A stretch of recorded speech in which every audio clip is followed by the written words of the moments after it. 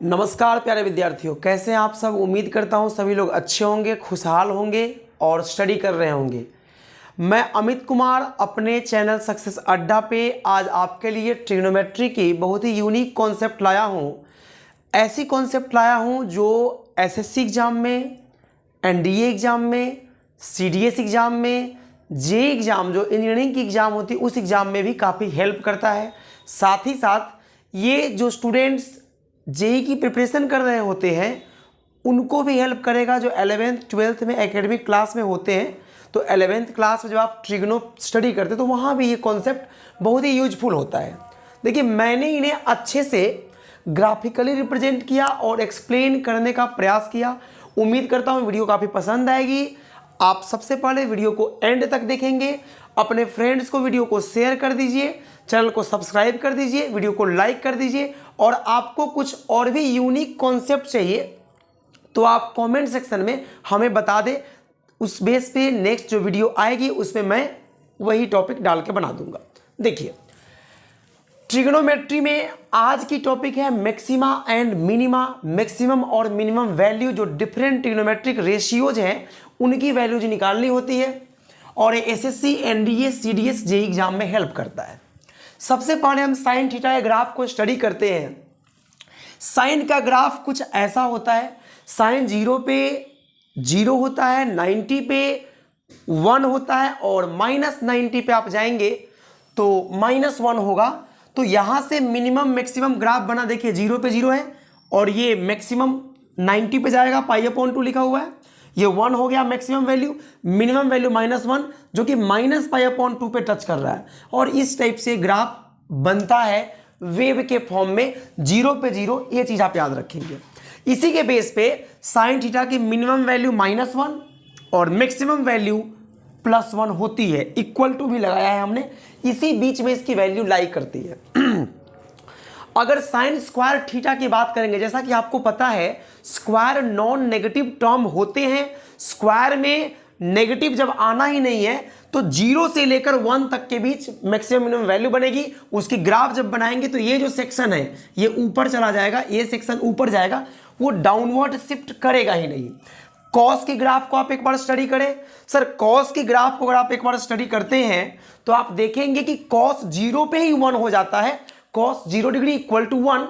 तो कॉस की maximum value 0 degree पे आती है और मिनिमम वैल्यू पाई पे आती है।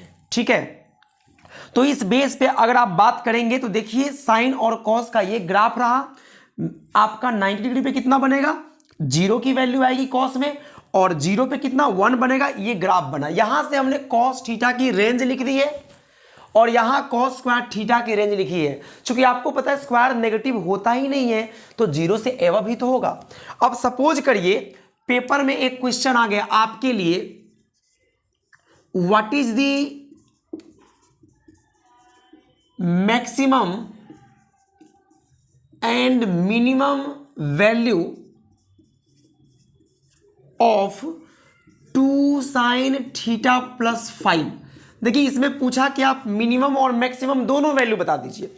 बहुत ईजी, लॉजिकली सोचें आप। देखो जी, साइन थीटा की मिनिमम वैल्यू -1 होती है तो 2 × -1 कर सकते हैं आप, राइट, और +5 लगा देंगे। -2 + 5, answer will be 3। Sir, this is the minimum value. क्या है बच्चे? मिनिमम। अब आपसे पूछा मैक्सिमम बताओ। सर, तो मैक्सिमम कितनी होती है? 1 होती है। तो 2 × 1 + 5। सर, ये 2 और 5 तो कांस्टेंट है, वो तो ऑलवेज वही रहेगा। 7, ये आ गई मैक्सिमम। अब ये हो गए बेसिक कॉन्सेप्ट, थोड़ा सा दिमाग ला के आंसर निकालने वाला। अब इसी पे एक सवाल ऐसा भी पूछा जाता है और पूछ सकता है कि आप मिनिमम एंड मैक्सिमम वैल्यू बताइए। किसका? 3 sin थीटा +4 cos थीटा का। ये ऑलरेडी पेपर में एसएससी ने पूछ रखा है। 3 sin थीटा +4 cos थीटा। बच्चे इसमें मैक्सिमम टाइम मिस्टेक करते हैं। इसकी मिनिमम मैक्सिमम वैल्यू कैसे निकालेंगे आप समझिए, इसका फॉर्मूला होता है। देखो जी, अगर a sin theta +b cos theta के फॉर्म का होगा